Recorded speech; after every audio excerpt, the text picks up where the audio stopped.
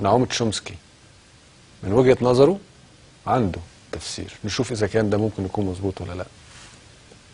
Those who addressed the hundreds of people who gathered to celebrate FAIR was the world-renowned political dissident and linguist Noam Chomsky. This is some of what he had to say. The U.S. and its allies will do anything they can to prevent authentic democracy in the Arab world. The reason is very simple. Across the region, an overwhelming majority of the population regards the United States as the main threat to their interests.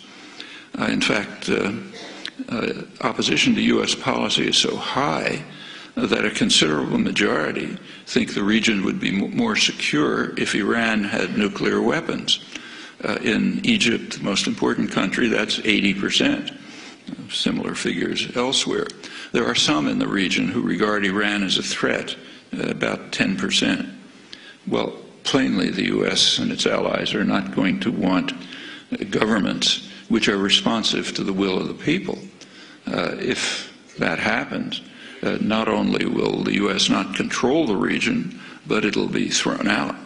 What about Egypt, most important country, but not a major center of oil production?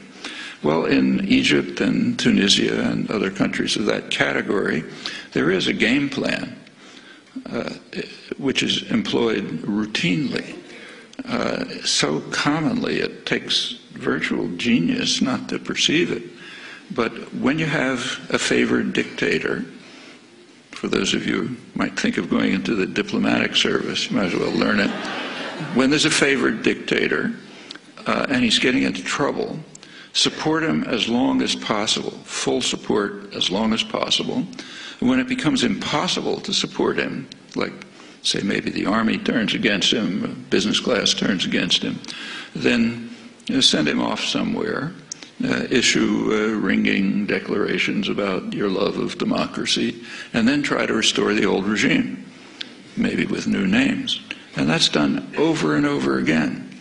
It doesn't always work, but it's always tried.